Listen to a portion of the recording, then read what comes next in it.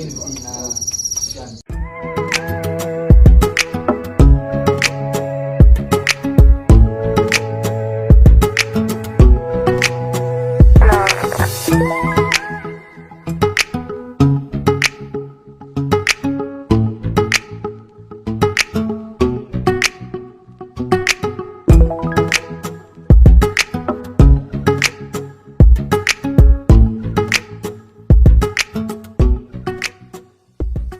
Assalamualaikum warahmatullahi wabarakatuh.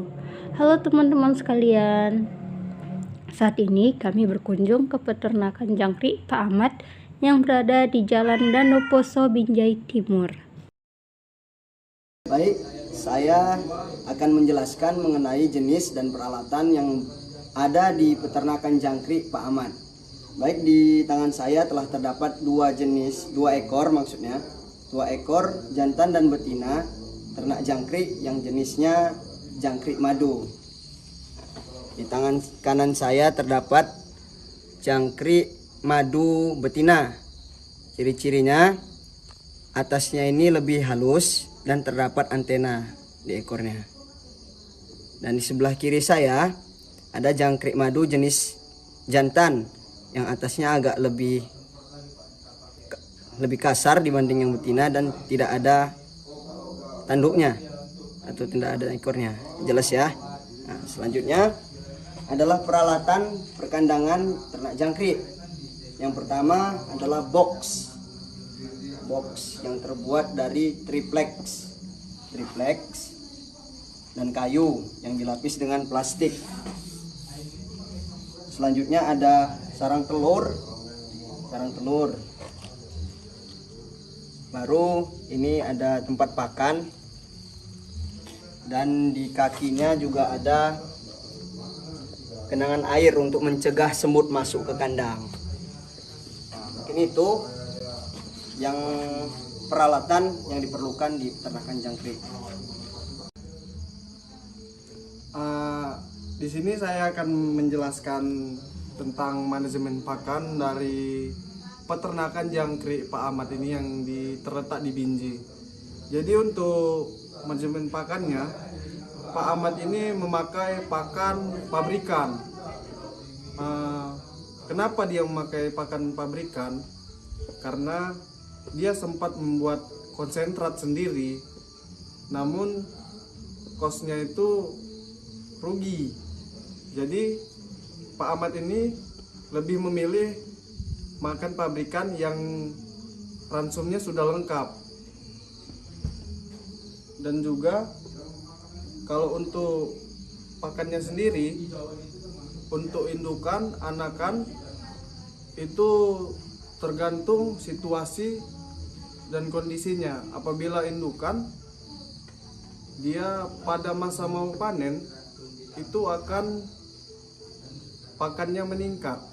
Kalau untuk anakan, dia masih belum terlalu kuat untuk makan.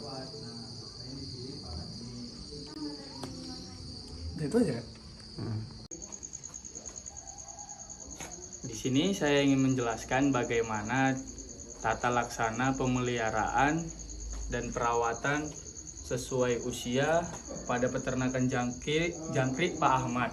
Nah, di sini tuh kalau misalnya tentang pemeliharaan dan perawatan yang rutin buat indukan jangkrik di peternakan Pak Ahmad itu hampir sama seperti pada anakan atau bibit. Kalau misalnya diindukan itu menggunakan box ukuran 120 kali 60. Nah, di dalam itu mungkin ada sekitar 1000 sampai 2000 indukan. Yang pertama itu menggunakan pakan yang sama seperti bibitan, akan tetapi di dalam kandangnya disediakan untuk seperti box, yang boxnya ini seperti diisi pasir lah untuk jangkriknya itu bertelur. Nah, itu untuk perawatan yang pertama. Dan perawatan yang rutinnya itu mungkin di peternakan Pak Ahmad bagi indukannya itu memperhatikan suhunya. Misalnya keadaan di lingkungan ini panas sekali, Pak Ahmad biasanya memberikan atau menyemprotkan air tidak terlalu banyak. Yang penting keadaan kandang itu lembab, tidak terlalu panas saja. Itu dilakukan selama 3 kali, di pagi hari, di siang hari, mungkin di sore hari.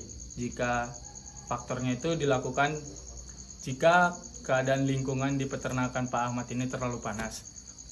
Mungkin buat perawatan dan pemeliharaan jangkrik usia bibit, dari telur sampai bibit, usia 0 sampai 3 minggu mungkin, perawatannya sama, diberikan daun ubi untuk pakan. Untuk pakan rutinnya atau pokoknya itu pur ayam, sama sih sepertinya. Untuk dia di peternakan Pak Ahmad itu juga di setiap boxnya itu di kaki-kakinya diberikan seperti coba dilihat seperti yang di bawah ini, dia seperti dikasih mangkuk yang diisinya air. Nah, fungsinya itu dibuat Pak Ahmad itu untuk menghindari atau mencegah hama seperti semut yang dapat merugikan atau faktor kerugian terbesar bagi Pak Ahmad untuk memelihara jangkrik ini. Ya, hama paling penting atau paling fatal buat jangkrik. Mungkin kalau perawatan rutinnya itu hampir sama seperti indukan-indukan lain, disemprot 3 kali sehari jika keadaan lingkungan semakin panas atau panas sekali, dan itu tidak terus dilakukan. Misalnya itu dilakukan di bulan Januari sampai musim panas saja, di Desembernya tidak disemprot. Nah, mungkin itu saja. Terima kasih. Baiklah, di sini saya akan menjelaskan tentang manajemen kesehatan dan pencegahan penyakit di peternakan Pak Ahmad yang berlokasi di Binjai. Nah, untuk pencegahan penyakitnya, Pak Ahmad menerapkan 3 kali pensemprotan, yaitu pada pagi dan siang dan malam.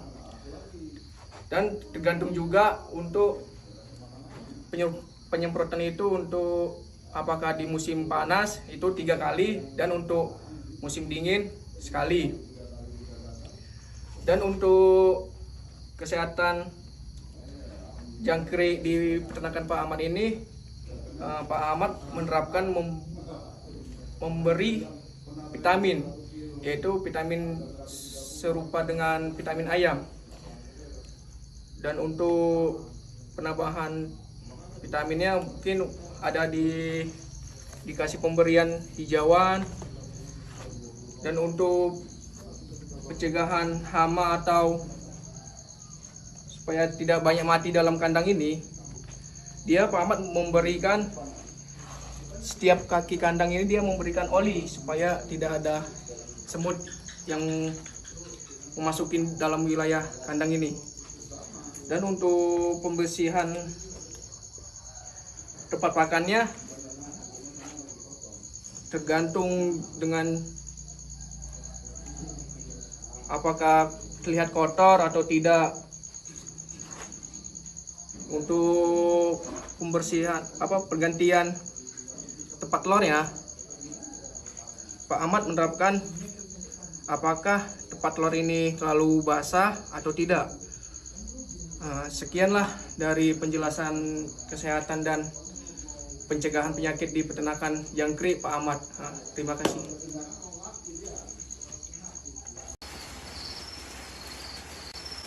Untuk manajemen lingkungan, jangkrik dipelihara di lingkungan yang lembab.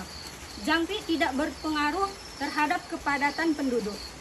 Jangkrik sangat diperhatikan lingkungan di dalam kandangnya yang tidak boleh tinggi. Jika datang musim kemarau, jangkrik dapat mengalami dehidrasi bahkan kematian. Untuk mengatasinya dapat dilakukan dengan penyiraman di dalam kandang secara menyeluruh, secara rutin dan setiap hari. Untuk pengolahan limbah, dari sisa pakan dibersihkan setiap hari dan dibuang ke dalam tempat sampah. Dari kotoran jangkrik sendiri, dibuat pupuk kandang yang dipakai sendiri untuk pemupukan pakan jangkrik. Baiklah, mari kita lihat limbah dari kotoran jangkrik. Selanjutnya kami akan membahas mengenai analisis usaha peternakan Pak Ahmad. Dari informasi yang kami dapatkan dari Pak Ahmad, peternakan ini mendapatkan pendapatan sekitar 12 juta per bulannya sebelum dikeluarkan pengeluaran untuk peternakan ini. Sedangkan pengeluaran dari peternakan ini berasal dari pakan jangkrik tersebut, yang berasal pakan jangkrik tersebut seperti singkong dan pur tadi sekitar 5,2 juta per bulannya.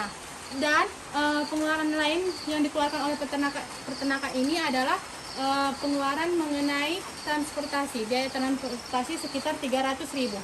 Jadi kalau kita akumulasikan laba yang diperoleh oleh peternakan ini sekitar 6,5 juta per bulannya, yang dihasilkan dari 12 juta pendapatan dikurang 5,5 juta pengeluaran.